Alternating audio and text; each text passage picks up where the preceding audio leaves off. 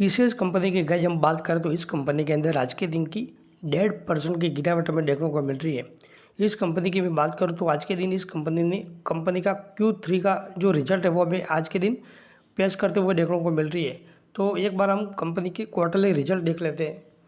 तो कंपनी के रिजल्ट की मैं बात करूँ तो कंपनी की ईपीएस की मैं बात करूँ तो एक्सपेक्ट कितना था 34.21, तो जितना एक्सपेक्ट था उतना ही कंपनी का ईपीएस देखने को मिल रहा है। लेकिन कंपनी के रेवेन्यू की मैं बात करूं तो जितना एक्सपेक्ट किया था उतना हमें कंपनी का जो रेवेन्यू है वो हमें देखने को नहीं मिल रहा है।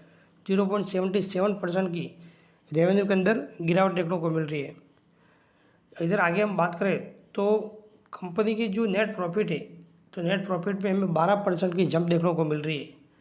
ये आप देख सकते हो 12,380 करोड़ का कंपनी का नेट प्रॉफिट देखने को मिल रहा है।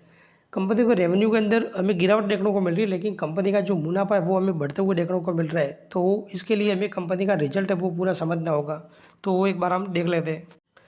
तो मैंने कंपनी का जो रिजल्ट है वो अभी ओपन किया हुआ है और आप देख सकते हो कंपनी की मैं सेल्स की मैं बात करूँ तो दिसंबर में कंपनी का जो सेल्स है वो कितना था 6397 देखने को मिल रहा है। पिछले क्वार्टर में कितना था 64,259 था। तो पिछले क्वार्टर के कंपेयर में इस क्वार्टर के अंदर कंपनी का रेवेन्यू हमें डाउन देखने को मिल रहा है। और सेम क्वार्टर 2023 के अंदर मैं बात करूं तो कंपनी का जो रेवेन्यू कितना था 60,583 था। तो मतलब पिछले साल से इस साल की मैं बात करूं तो कंपनी के जो सेल्स के अंदर हमें ज़रूर ग्रोथ देखने को मिल रही है। लेकिन क्वार्टर ऑन क्वार्टर की मैं बात करूं, पिछले क्वार्टर के कंपेयर में इस क्वार्टर की मैं बात करूं तो वो हमें गिरावट देखने को मिल रही है।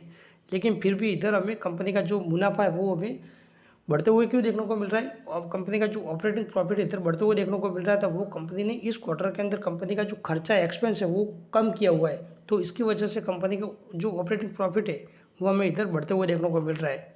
क्योंकि भले कंपनी का जो सेल्स कम हुआ है लेकिन इसके सामने कंपनी ने खर्चा भी कम किया है। तो इसकी वजह से कंपनी का जो मुनाफा है वो हमें बढ़ते हुए देखने को मिल रहा है। आप देख सकते हो कंपनी की नेट प्रॉफिट की मैं बात करूँ तो वो कितना है 12,444 करोड़ कंपनी का जो इस क्वार्टर के अंदर प्रॉफिट देखने को मिल रहा है। पिछले क्वार्टर में कंपनी का जो मुनाफा था वो 11,955 करोड़ था। तो पिछले क्वार्टर के कंपेयर में इस क्वार्टर के अंदर कंपनी का जो मुनाफा बढ़ते हुए हमें देखने को मिल रहा है।